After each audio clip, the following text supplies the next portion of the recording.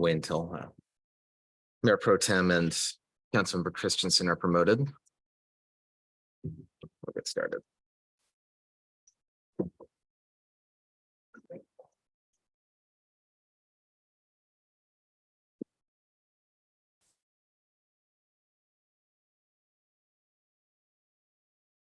Jim just drove up. Jim just drove up. Oh, he did. Okay. Well, then we'll just wait until. Was he speeding? On the parkway. I got passed again today by somebody doing about 70. Yeah.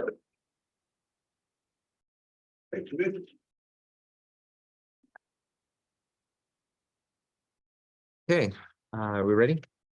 Awesome. All right, it is 6:01 on October 17th, and I will call the Community Development Committee to order. And we will note that all of our members are present, including the mayor and the city administrator. And that takes us to the agenda approval. Unless there is any dissent, we'll just consider the agenda approved for tonight. Okay, that takes us to public comments. So let me check first in the audience. I'm not seeing anyone present. Okay, let me check the participants and see if we have any hands going up.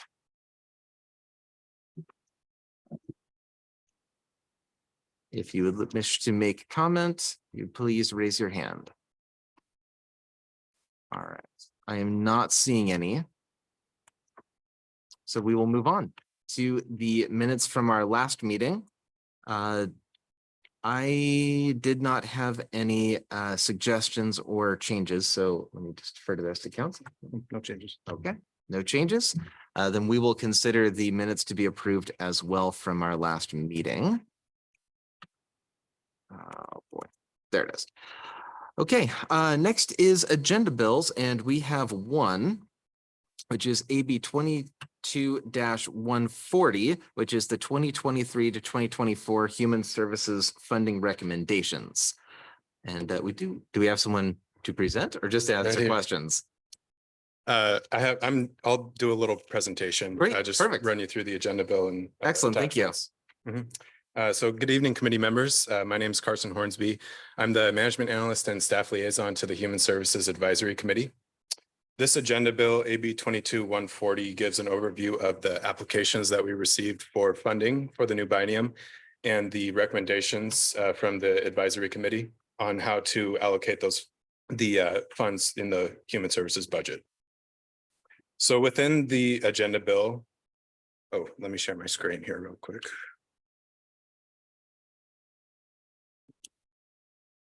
Actually, I'm not logged into Zoom. Let me log in real quick. My apologies.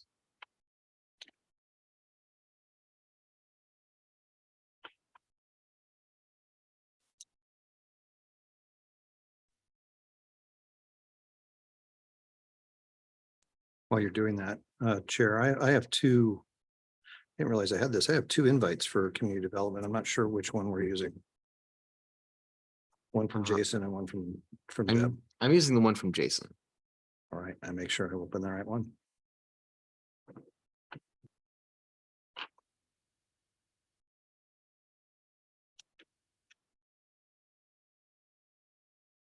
Jimmy, can you promote me as panelist when I pop up? Sure.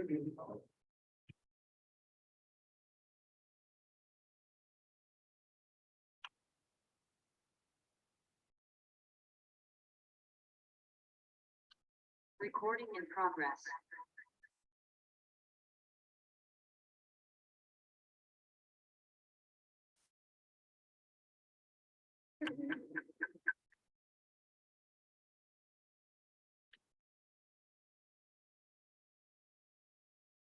Looks like there's two people to promote, Carson as well as Mike Chambliss.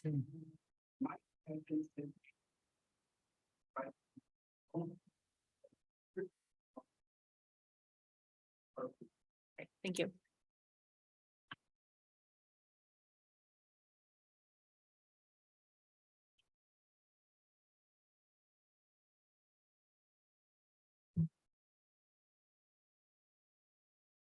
Okay, sorry for the delay. So as I was saying, so within the agenda bill, I've given in the analysis section just a quick list of all the applications that we received for funding for this biennium. It includes the name of the organization, their requests for each year, 2023 and 2024, a quick summary of the organization as a whole, and then their proposed use of funds. So rather than go through this list kind of word for word, I figured I'd just give a quick overview of the process that we go through here at the city of Snoqualmie and how the advisory committee arrived at their recommendation.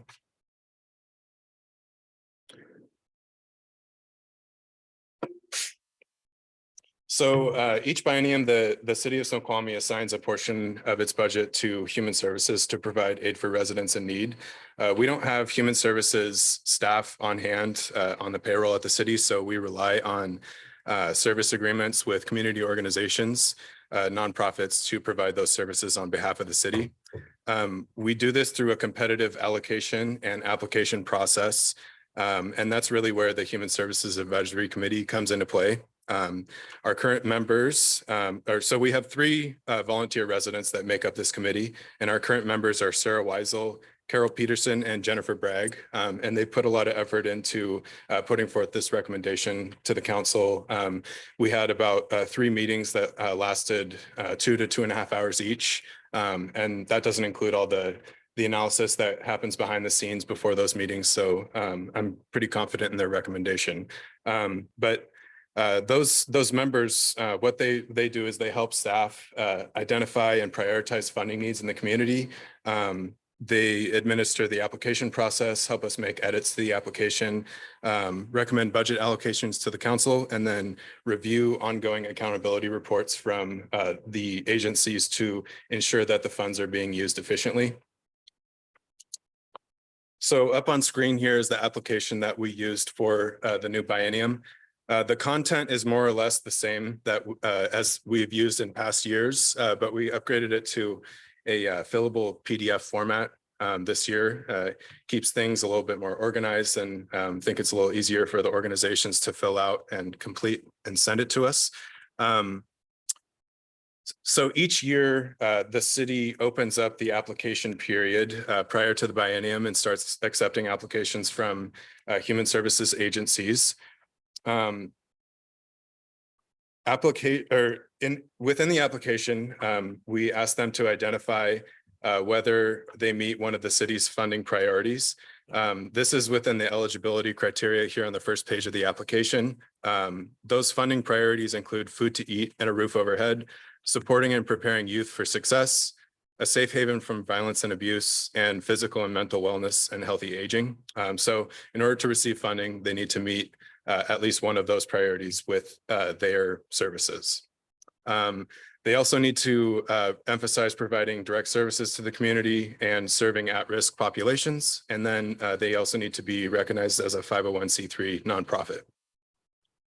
The application materials, in addition to filling out this form, include a proposed scope of work to append to the service agreement. So the city can track goals and provide more funding as the biennium goes on, because it's not given all at once, it's provided in 4 installments. We also ask for a proof of nonprofit status, proof of insurance, a copy of financial statements, and then a list of board of directors. I think that's about all I want to cover with the application, but if there are any questions or comments on the questions below, please let me know. So I'll go ahead and jump to Exhibit 2. So it's a little hard to read up here because we got to fit a lot of information on screen. Hopefully you have it up in front of you, but this is the funding scorecard. This is the document that is used by the advisory committee to score and review the applications. So again, it's a little bit hard to see, but down here we have applicant name, funding requested in each year, and then we put the funding funds allocated from 2022 to give us kind of a baseline where to start. But Then at the top here, these are 10 different categories that the applications are scored on. These all have a max score of 10. And then over on the far right is where we put a total score after adding them all up out of 100. So this is the score that the committee refers to when they're reviewing and comparing applications to each other. And we take that into account when the recommendation is put forth on what should be allocated to each organization.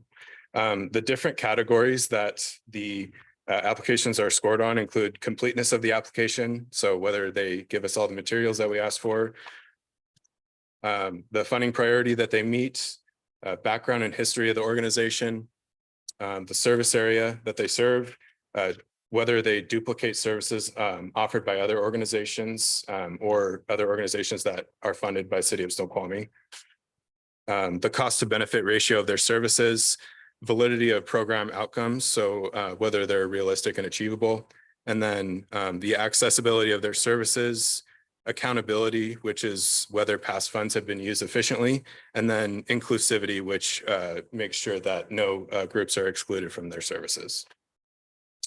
We don't have the actual scores appear on screen, and the applications aren't included in this agenda bill because it's been a past practice of the city and the advisory committee to not include those because it could potentially lead to some liability on behalf of the city. Take, for example, say an organization is scored low, that may reflect poorly on that organization through, public perception or future grant opportunities. So we want to take that liability out of the equation, and that's why we haven't provided those. But if there are questions on any individual application, I'll go into as much detail as I can without kind of divulging too much information. But that is why we haven't included that information here. So moving on to Exhibit 1, these are the actual recommendations that the advisory committee is putting forth, recommending the council. So over here on the left, name of the organization, we had 15 different applications that we received this year. Oh, I forgot to mention with the applications or the application window. So we opened it up on August 5th. And then it was closed on September 2nd. So a period of 4 weeks. And then we received a total of 15. So name of the organization over here on the far left, the funding priority that they address, the funds that were allocated in the past biennium, if any, and if they didn't apply, then there's a not applicable in these columns. Next columns over are their requests for 2023 and 2024 in the new biennium. And then the last two columns over there on the right are the recommendation for each year from the advisory committee. The recommendations are totaled up at the bottom. You can see that for 2023, there's a recommended amount of $253,815. And then 2024 has $260,130. In the mayor's proposed budget, the funds that are set aside for human services are a few $100s more than each of these figures. So if the proposed budget is accepted or approved by council, these will be within budget. A little bit below that, there's a second table. This takes a look at the different funding priorities that the city has and how the human services budget is allocated based on each of the 4 funding priorities. So if you look over on the left, take, for example, food to eat and a roof overhead, funding priority number 1. The recommendation for 2023 is a total of $91,650, and that makes up about 36.1% of the 2023 recommended budget. Supporting and preparing youth for success makes up about 43.7%. A safe haven from violence and abuse, about 4.7%. And I wanted to mention that we only received 1 application that addresses this funding priority number 3, so that's why it's a bit low. And then lastly, physical and mental wellness and healthy aging makes up about 15.4% of the recommended budget for 2023. So pretty similar numbers for 2024. The budgets are slightly different based on adjustments for inflation. In 2023, there's about a 6.6% adjustment and then a 2.5% adjustment for 2024. So it's slightly different from the total amount that we had for the previous biennium. But I think with that being said, I can open it up for questions or comments and discussion if there's anything. Thank you. One quick thing that I just was wondering about is if you look at the budget proposal, the numbers are just slightly different. It's not by a huge amount. I just was wondering why. Are you talking about the total? Yeah, Down at the bottom? for the It's- 2023 recommendation, 2024. So from 2022 to 23, it's adjusted 6.6% for inflation. And then there's it happens again in 2024. It's adjusted again by 2.5%. So that's why the numbers are slightly different. We have a bit more to work with in dollar amount for 2024, assuming that this passes. I don't think that was actually what I was referring to. I mean, when I look at the budget for 2023 and 2024, the numbers are different from what's in this table. Oh, by- okay. By teeny It's- tiny amount. yeah, I it's just a- want to know why. I think the main thing was just providing some round numbers. Okay, it- that makes sense. Yeah, Thank you. it's a difference of probably about $300 or so each year. So So just rounding numbers. Pretty One other question that I had was on, let's see, for the East Side Baby Corn. I just thought it was interesting that that one and the Mount Sinai Senior Center had much more specific numbers. I was just wondering why those weren't rounder numbers. Was there any particular reason? that's what they asked for. So we did make an effort to round numbers out, but if these were the exact numbers that were requested by the organization. So Okay. we figured they know what they need. And Eastside Baby Corner has been an organization that's been funded a long time by the city. So we tend to trust them, and they provided good services in the past. So didn't see a need to round down or anything like that. Okay, so it's just some organizations asked for round numbers, other ones didn't. Correct. And if we had what appeared to be the finances available, then it made sense to give them what they asked for. Yes. Okay, thanks. All right. Community Development Committee members. Well, first of all, you go first. Okay, I'll go first. All right, Councilmember Bill Say. Couple probably easy questions, just wanted to get an understanding. Maybe you can touch on how the committee addressed whether full funding was given or not given.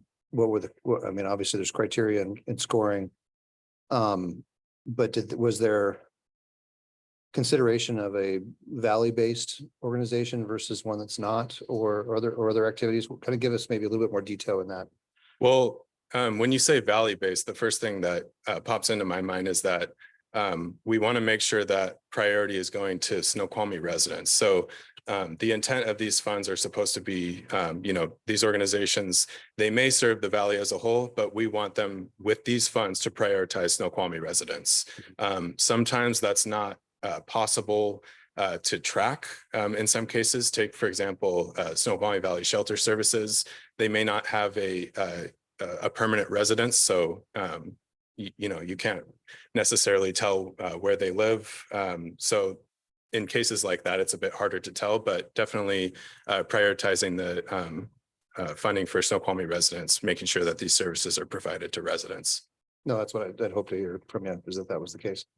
Second one is I see that two organizations requested funding, but we're not given a recommendation for that. Can you fill in the blanks there a little bit? Yeah, absolutely. So without divulging too much, I think it kind of boiled down to, so for a supportive community for all, they are an organization that focuses on referrals and kind of connecting different organizations to make sure that services aren't being duplicated, kind of referring residents in need to the correct services that that will address their needs. Unfortunately, with the way that our funding priorities are set up right now, referrals to other organizations don't necessarily meet one of those individual funding priorities. It's not to say that they're a bad organization or something like that. It's just that they don't address the priorities that the city of Snoqualmie currently has set in place. Okay. So that's the reason for that recommendation. The other was SVA Church. They requested funding for a mental health professional and a counseling center. But I think the big reason why that was recommended not to go forward was they currently don't have the center. This would be a brand new program. So they would be kind of exploring the need. Not to say that mental health isn't a priority for the city, but I think when it comes to the committee's recommendation, they want it's better if we have some numbers and, past services to look at to see whether, the outcomes are achievable, whether there's enough people that use those services that we allocate that funding towards that need. And then I think that was kind of the basics of that recommendation there. Mayor Pro Tem? So I've watched this committee and the work they do and the incredible support they get from the administration. This is just an amazing amount of work and an amazing quality of work that this group does in coming up with their recommendations. The questions they ask, the knowledge that they have gained of each of these organizations, what they're doing. They're doing reviews every 6 months of how these organizations are performing. When you sit in their meetings and listen to the questions they ask that staff then goes and gets answers to, it's an incredibly rigorous and thoughtful process. And it's not, sometimes people sort of ask questions, you get the feeling they're going through the motions. This is a group that cares very deeply and makes sure that the answers make sense. So I just couldn't say enough about how highly I think of their work. So I do have a comment, but it's nothing to do with their work. I have high confidence, and I think I'm going to make a recommendation, but even if you took my recommendation, it would be solely following their recommendations and trying to do something within their framework. So what's my thought? Well, we've just gone through and are going through some very interesting times, but here's the thing to know. For the last 4 years, we have given exactly the same dollar amount from the city of Snoqualmie to human services funding, $232,287. Why that amount? It just, for some of the reasons, that's what was asked. That's what it was 4 years ago. That's what it was 3 years ago. Sorry, let's try that again. That's what it was 3 years ago, 2 years ago, last year, and this year. Flat, flat, flat, flat.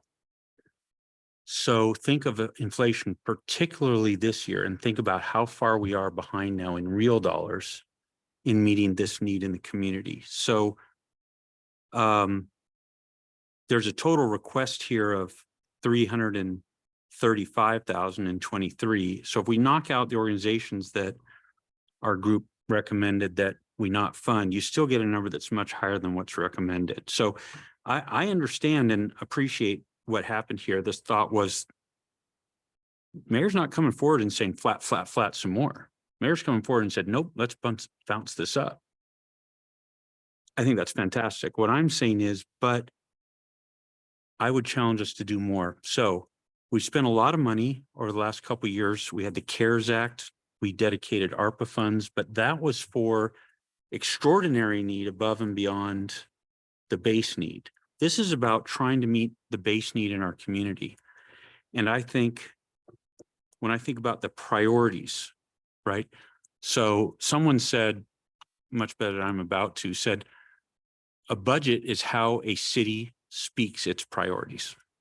That's what a budget is. It's an expression of our priorities. And my point of view is adding another $75,000 a year to meet this basic human services need in our community, to step up to what was requested for those organizations that our group has said, let's fund them.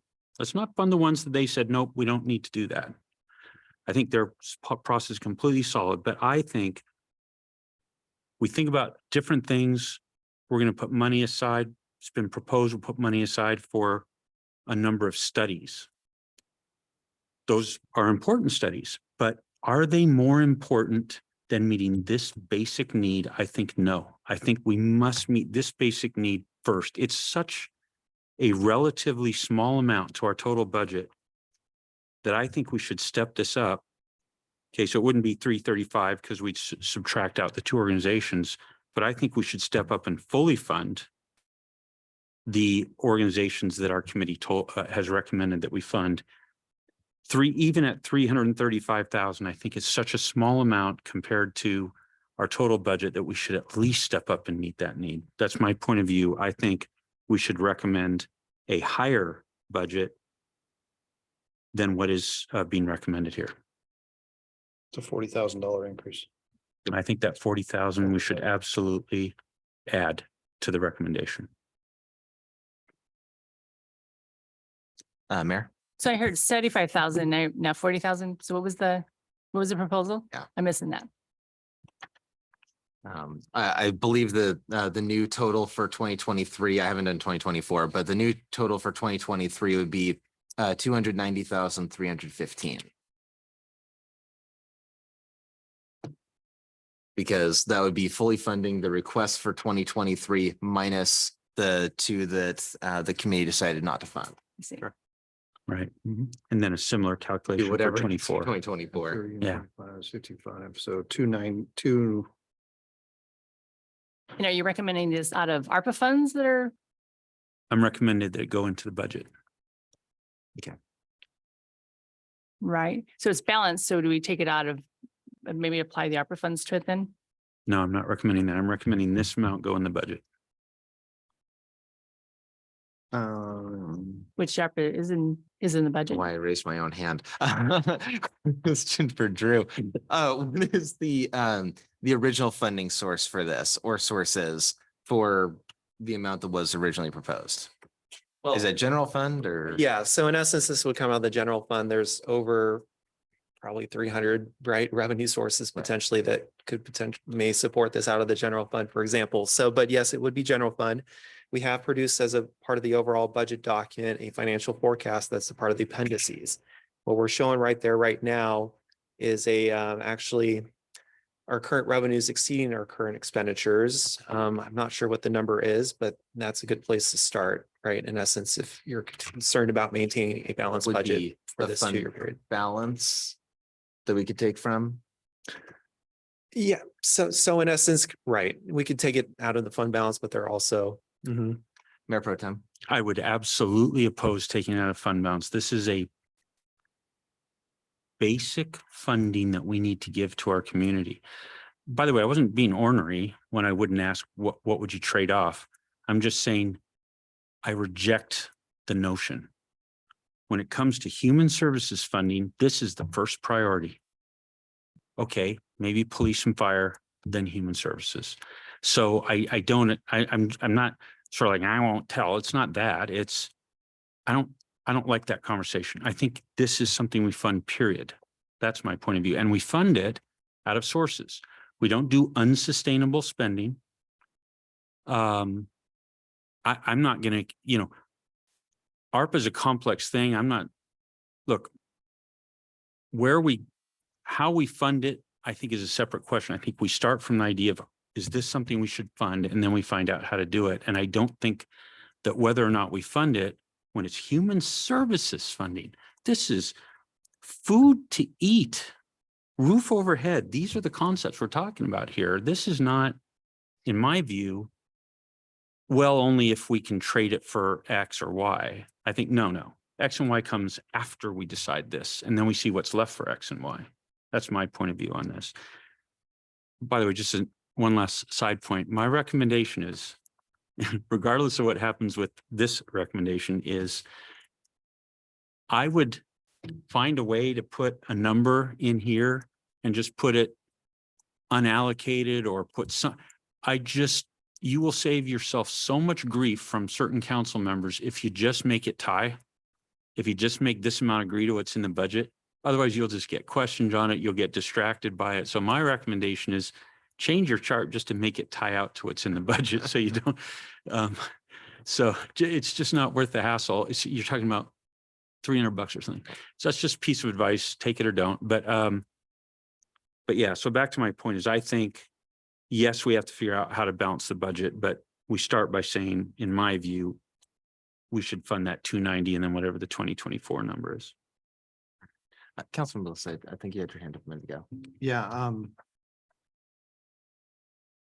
interesting direction this has gone. And I support it.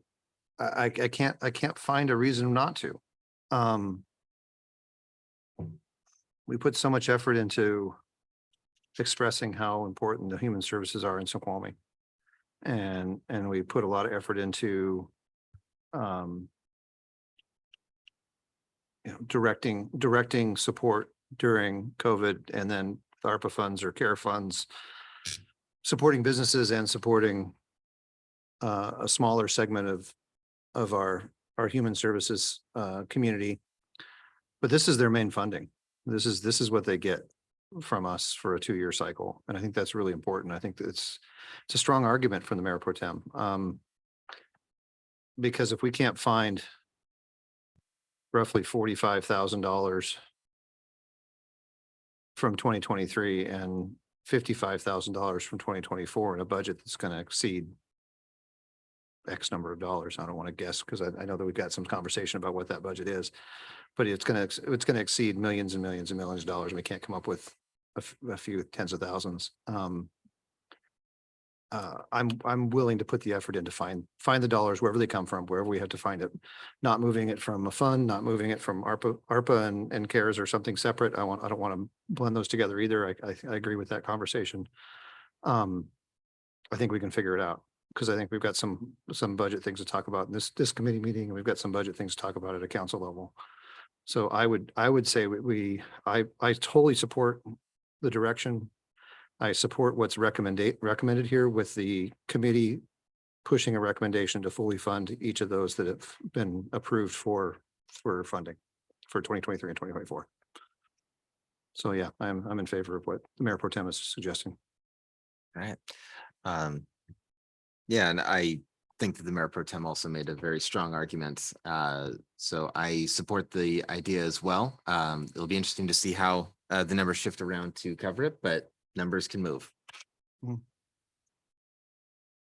Okay, were there any other comments on this item? Do we need to? Well, I guess the question then is, what's the next step? Because my understanding was that we approved this before the budget. That's what I thought I was told before our meeting. Right? Wrong? Well, we have By a, we, I mean council. yeah, I would say, I guess the number that is identified in the proposed budget would be what you pass, but then, we take these allocations out of that number. So I guess the deliberations could continue, but it would be ideal to get this passed as soon as possible so that we can start putting together service agreements and getting things ready for the new biennium to, get money out the door as quick as possible. Yeah, Mayor Pro Tem. You can't spend any of this money till it's appropriated. You know that, right? Well, I mean, just to be ready on the. Oh, first yeah, of the yeah, yeah, year, yeah. and Got then- Then you send that. Checks are not going out the door until 2023. Could have Yeah. been clearer on that. You just need to get the process going so that, yeah, okay. Yeah, getting the contracts ready. There's back and forth between the city and organization. Just hashing details out, making sure that things look correct, that type of thing. So it's a process and it takes a little bit, but checks would not be sent until funds are appropriate. Yeah, Mayor Pro Tem. Yeah, Mayor, I may have misunderstood your question and I apologize if I did. I sort of had it in my head that kind of mayor's proposal is set. And so then committee, can either agree or make a different recommendation, but maybe what you're saying is you're open to this, but you'd like to hear like what would be the offset. Is this something you're considering changing your recommendation regarding? Well, it Because needs- in which case I owe you an answer.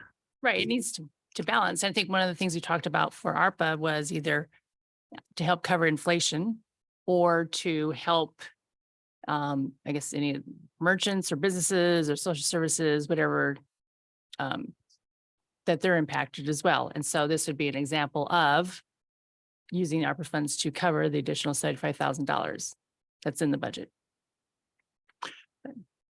So my own view is the ARPA funds go away. So I don't like using them. So I view this as a basic ongoing need that we should fund out of basic ongoing sources. So, I think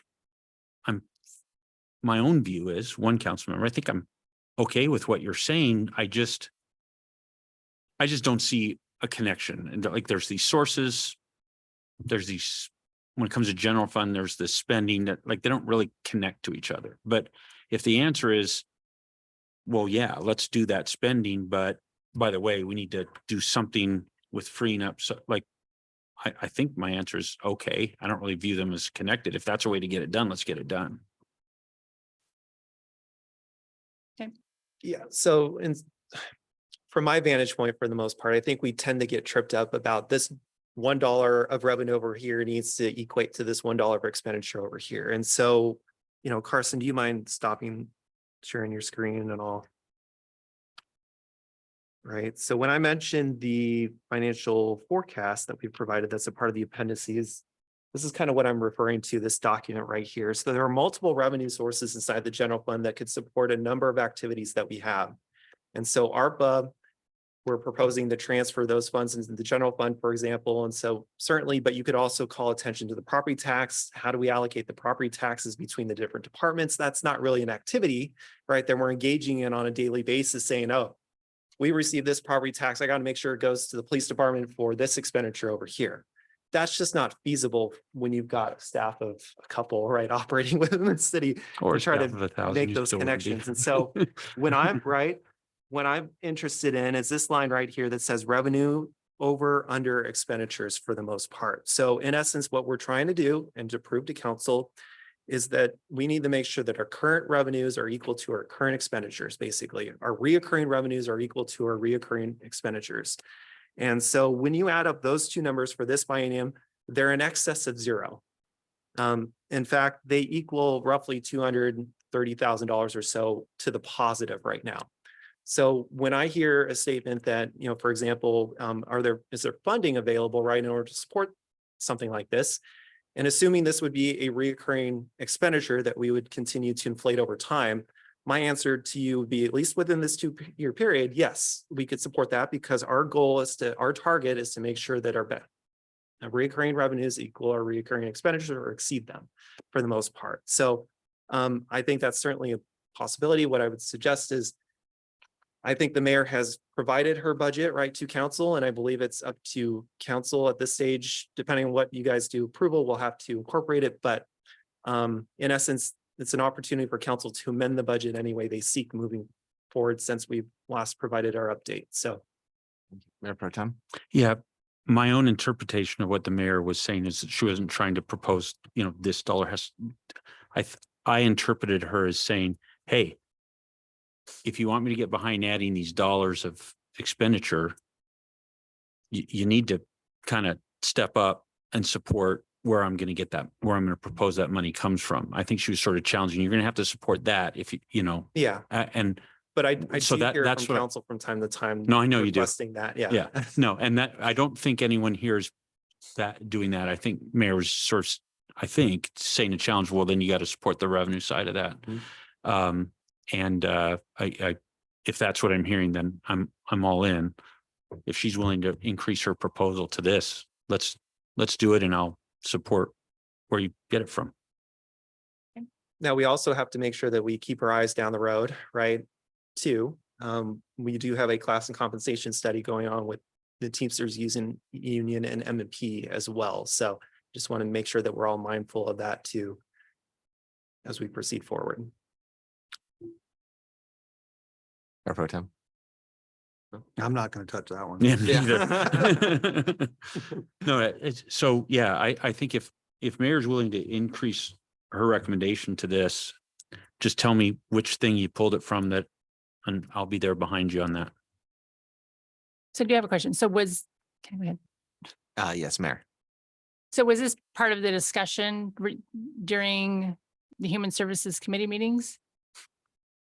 It, so based on when you say discussion as part of the Human Services Committee meetings, just whether they would recommend the full funding amount versus Well, what was. Yeah, did anyone bring up possibly funding the full amount? Or was it all? I think so. I believe this is also a motion that the Mayor Pro Tem made in a previous year, perhaps before I got here, to fully fund all the organizations that they recommended funding for. That was mentioned. I believe Carol talked about that a little bit. But I think for the most part, we just went off of the figures that were in your proposed budget. Thank you. Councilmember Lasser. Yeah, I wasn't involved in the discussions and the way it looks to me, the way the tables come out is that they were given a budget to get to. And they figured out how to get the numbers to get to that budget. What we're saying is, let's take the seatbelt off. And this is what everybody's requested. We'll figure out how to do it. As long as it's been a requested organization or approved organization by the committee, and we'll figure out how to do it. They wouldn't have, I don't think there's any way they would have anticipated us saying something like that. Mayor Pro Tem. Yeah, so if I could just add a little color on that, the committee normally functions by saying, what's the budget? And then they try to, and then they function to fit within that. Having said that, if they were given a bigger number, what's true is they wouldn't necessarily have gone to 100% on some of these organizations. Many they would, but some they actually made the determination. So one of the things they sort of talk about on each of these requests, especially where the amount might be going up, is they get very focused on, do they think this organization can actually absorb that increased spending without being wasteful? So I think what would have been 4 years ago, when I sort of made that motion that the council adopted it, which was to, similar to what I've said now, let's fully fund the organizations they identified. There was at least one organization that some of the committee members felt like, no. Actually, had you told us we had a bigger budget, we actually still would have told you not to raise that one. So there's a little bit of a hybrid answer to the question. Yes, they worked to a budget. Had they been given a higher budget, would they necessarily have gone to 100%? Don't know. They were never asked. Just full disclosure.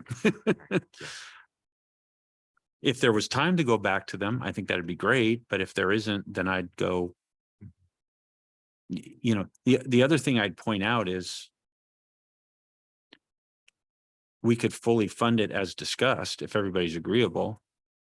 And then you could have one more meeting with the committee and say, do you guys agree with that? And if they actually came back and said, well, here's one organization we think you shouldn't do that with, we'd always come back and amend it down or push it out to one of the other organizations or something like that. I have one comment related to that. Sorry.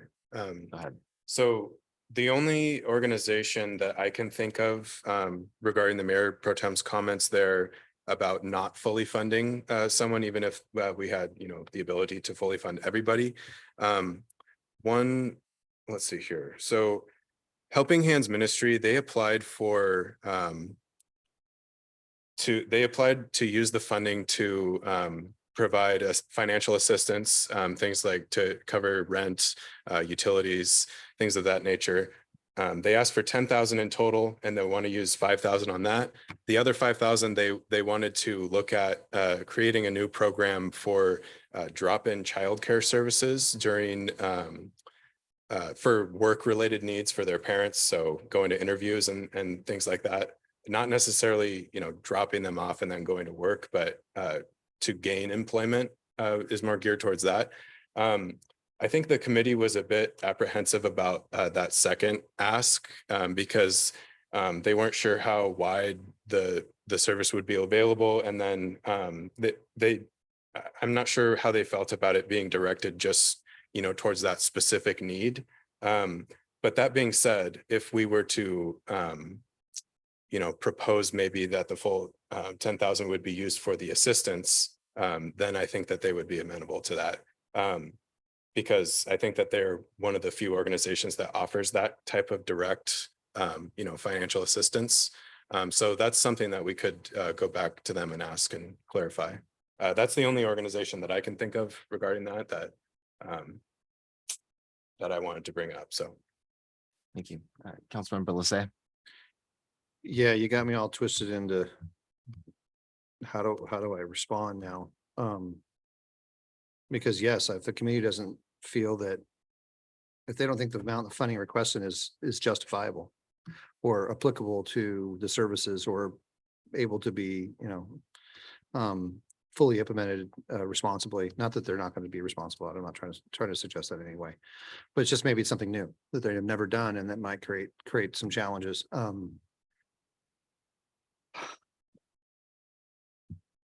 So I certainly want to fund the human services organizations that need the funding in a way that allows them to do the great work that they do. What I don't know is what the committee actually would request if we said to them, hey, if you want to fund them in full, we'll figure out how to fit it in the budget. So I don't know if that means going forward with a budget at a higher number, but then doing that one last check to the committee and saying, okay, you've got the opportunity to raise the funding on some of these, which ones do you want to do? Because we can budget for some number and then we can allocate less, but we can't budget for a number and allocate more. So I think at some level, I would say let's budget for the higher number and then let's have the committee do one last check and determine what that amount's going to be. Mayor Pro Tem. Yeah, I was just gonna say the same thing as what Councilmember You would Lissay have said closed it with. so much better than me. Oh, probably not. I was just gonna say, remember, like, when we do the general fund, this is the general fund, when we do a general fund budget, sorry, we do a general fund appropriation, that's a spending authority. They can spend up to, they won't spend all of that this year. The administrative department won't spend all that we appropriated for various reasons. What they can't do is spend more than what we appropriated. So I think that's consistent with what Councilmember Lissay said. Let's give the higher appropriation. By the way, it's not a freebie.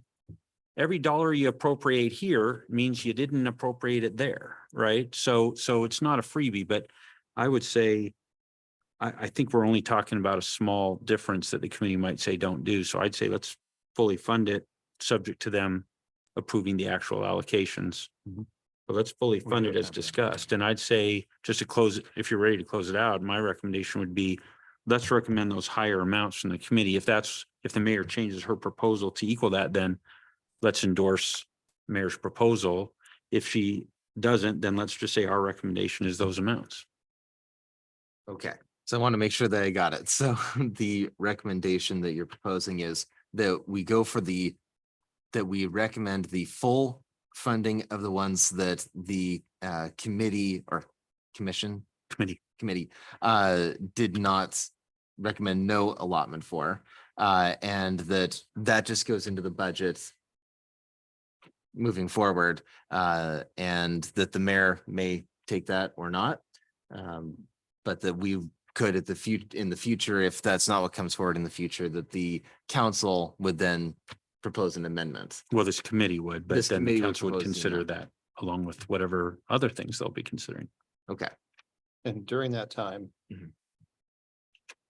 go back to the Human Services Committee and ask them if there are organizations that they've already approved for the request for funding at the amounts, would they increase that? Okay. Up to the amount requested, obviously not gonna, Yeah. not above. What I will say is that for a lot of these organizations, you see kind of maybe 4,000 or 5,000, maybe 3,000 less than what they asked for. We started out with, a lot higher numbers in a lot of cases. So I think, once you kind of get down to the bottom of the list, it's you start to see the funds dwindling away, and then you kind of their approach was to go back through, and it was really hard there towards the end because there's 5,000 less left that you have to take away in order to be under budget, and they were trying to do that as equitably as possible, and putting a lot of thought into it. So I think that their intention was to do more if it was available, but not within the constraints of the budget. Okay, and if we're satisfied, then that will be our recommendation. All right. Then with that, we will move on to the next item, which is the 2023-2024 biennial budgets. And for that, that's going to be continued discussion. So Drew, do you have anything new for us? In essence, we don't have a additional presentation for you tonight. I do want to say that as a part of the agenda bill, we have attached the ordinance with it, as well as a updated document too that we updated with just a few, no number changes, but just a few kind of narrative changes overall in that budget document. Also, we've attached I believe the CIP itself so that you have that available to you through that budget document, plus the materials that we shared at the previous budget roundtable as well. So those are some of the minor updates, and we'll be happy to answer any questions you may have regarding the CD department here tonight. So thank you. Thank you. All right, so then that leaves it to us for discussion. My fellow committee members, any new thoughts? I did, but I'm not sure I'm ready to get there yet. The only thing that I wanted to make sure to ask about was the Economic Development Commission had recommended or had requested that we include some extra funding for various things like new festivals and that sort of thing. So I was just curious if staff had a chance to look at that, or if So we've had discussions internally regarding that for the most part. Those discussions are continuing right now, kind of as we speak, behind the scenes. We're getting legal involved with that and some of those topic areas that they've submitted so far. And so hopefully we'll have further comment on that as we return at the next CD committee meeting. Thank you.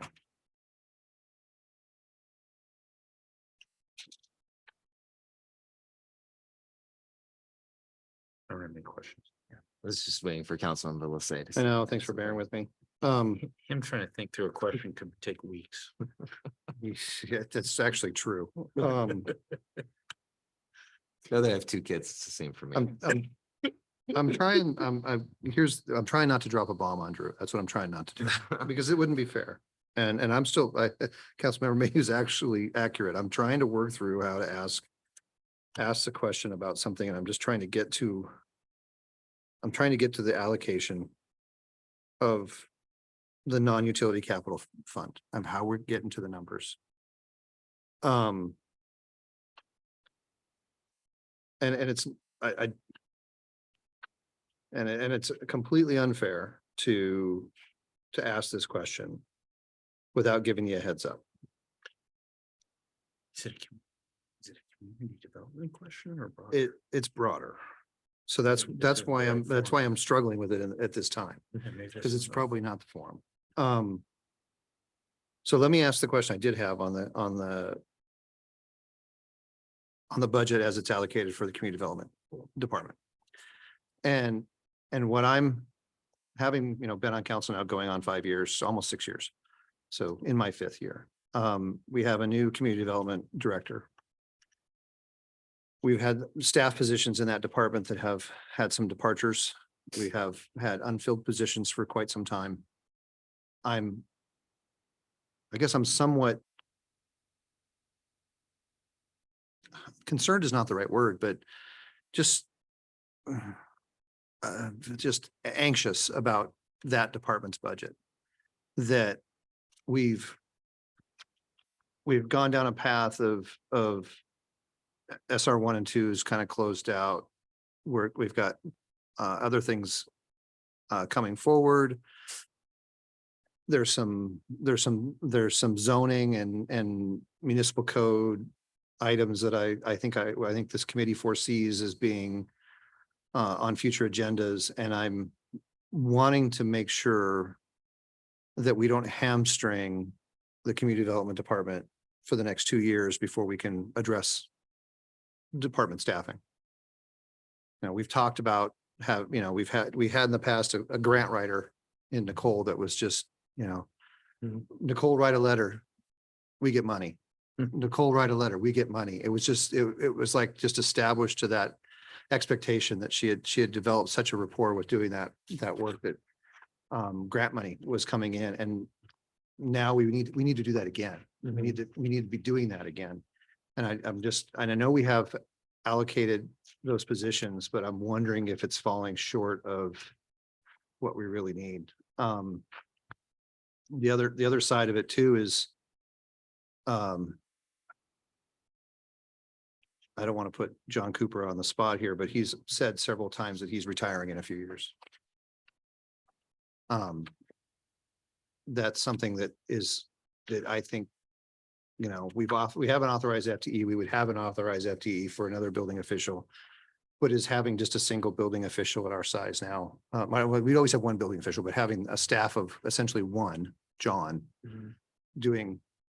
being both building official and doing inspections and doing the things that he does, is that really adequate for that department? So I don't have answers. I don't have suggestions. I'm just trying to say, you know, are we really there on this, on the operational budget for the community development department? So I'm gonna take what I can and probably leave the rest to Emily for her to try to Yeah. address. If we can start with the grant writing itself, what the city is proposing is an FTE within the non-utilities capital fund, a CIP project manager that we would hope to take on a lot of that grant work that normally has in the past kind of resided within community development. And a lot of what she brought in terms of Nicole did for the city was tied to a lot of the non-utility CIP projects that we had overall. There were some additional ones. I will certainly give you that in addition to that, but a lot of that would hopefully shift into that position that we would have within that CIP project manager. And so consequently, you would open up whoever replaced her position basically to more activity within the CD department itself, maybe more focused on planning overall.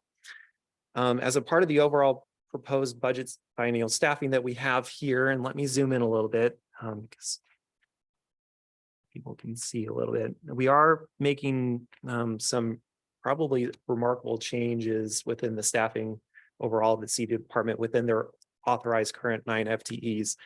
What you'll see as a part of this is actually we'll have more planning staff and less building staff over the next 2-year period is what we're proposing. Because we understand that there's a lot of work that we need to do with code cleanup, and we have a comprehensive plan coming forward as well. And so consequently, you're actually increasing your planning staff by 1, but then subtracting 1 from building. We do have a building official that is potentially nearing retirement here. We certainly have subtracted the building inspector position from this list overall, but what we're hoping to replace that with is actually contract support. And so what you'll see within our services budget is basically contract support through Safe Build, as we currently have that contract right now to support the building official and what they need to accomplish. Oftentimes in local government,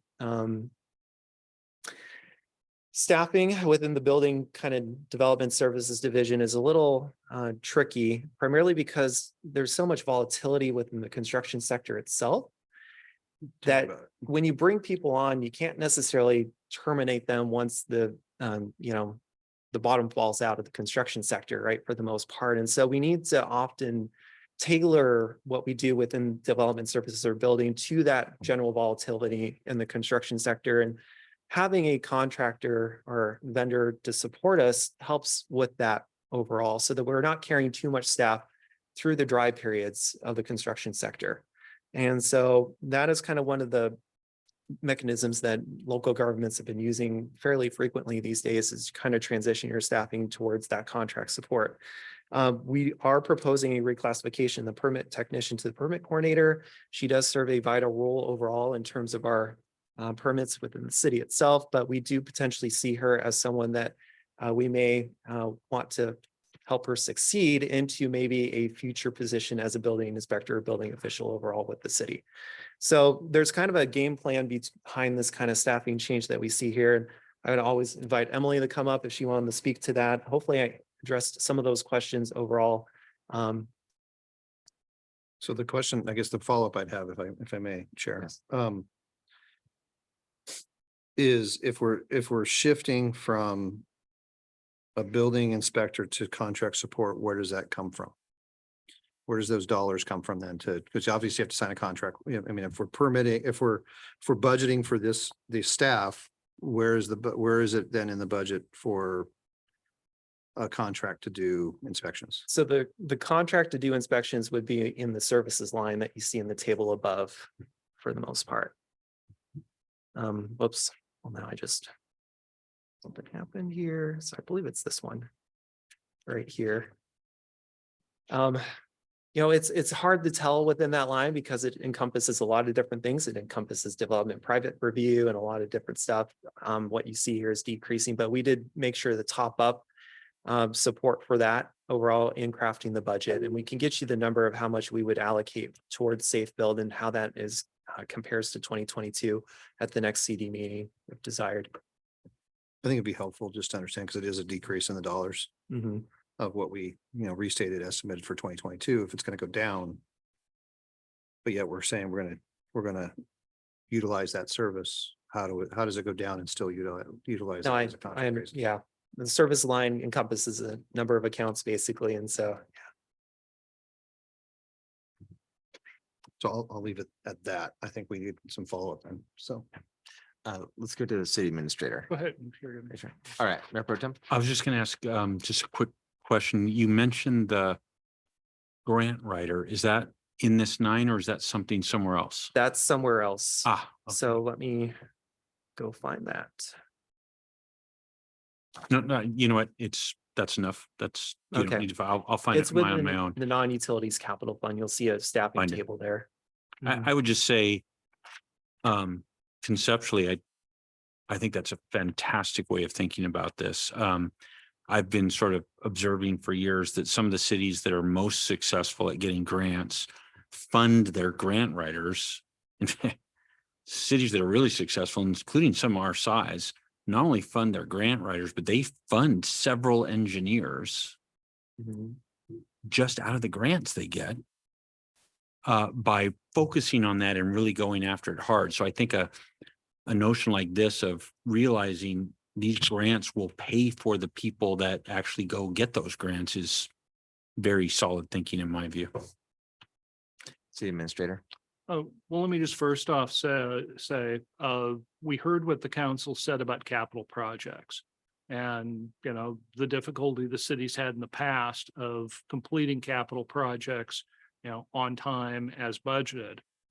And that's why we've created I like to call it a capital project czar. Mike gives it a nicer name than that, in the Public Works Department. And, as Drew alluded to, that's also going to have some grant writing responsibilities, but it's going to be, the ramrod to make sure that those projects are going. It's not necessarily an engineering position. It's more of a management position. And so to address, the concerns that the council has raised, that's why we created that position. Second, and I don't want to put words in Emily's mouth. Emily and I have had a number of conversations about the fact that, let's be honest, the building cycle goes like this, and Snoqualmie is in a bit of a lull at the moment. I mean, in 20 years, we went from a city of 1,500 to a city of 15,000. That's kind of like, driving a car down I-90 at 90 miles an hour, trying to change the tire. But we managed to do it. And we are at a point now where where we've actually got a really good opportunity to take a hard look at the department, figure out what our needs are going forward, and to structure something, that's going to work for it. It's not fully formed or fully baked at this point, but you see us attempting to do that with how we're staffing community development. We're looking at, John is the best field operations guy I've ever met, by the way. I mean, he's pretty amazing. He's going to reach into, he's going to retire like everybody else. I'm a balding old guy. I know about retirement. Hey. There's way more forehead here than there used to be. Let me, got a ways to go. but so to that end, part of what we're doing is we have somebody who, we think could work into that position. And, John's working with her and, helping develop her skills, Councilor Statement knows this probably better than I do. You know, the next step really is for somebody to become a plans examiner and get that certification and skills and then work into a building inspector and perhaps a building official position. So, you know, we're taking advantage of the fact that we are in this bit of a lull at the moment. And you know, more to come. And as I said, you know, working with a company like Safe Build, you know, asking where's the money coming from? Well, a lot of it is money in, money out. You know, we take the feeds in, we, you know, say we pay Safe Build to do the inspections. But at this point, they're really a backstop. You know, they're not a replacement for our building official. But, you know, it's good to have that contract in place. It's good to have the contract in places with the other land use planning firms whose skills we may need to use. But again, we only use those contracts when we have projects. So, you know, going forward, I think you're going to see the community development department staffing continue to evolve. But we're trying to take advantage of the resources that we have and to build and plan for the future. And like I said, take advantage of the opportunity we have right now because it may not last that long. Thank you. Any other questions? That's more than what I expected. Thank you. Right. Not that I expected less. You guys always overachieve. All right, then that will take us to the end of our agenda for tonight. So without further business, we are adjourned. Right.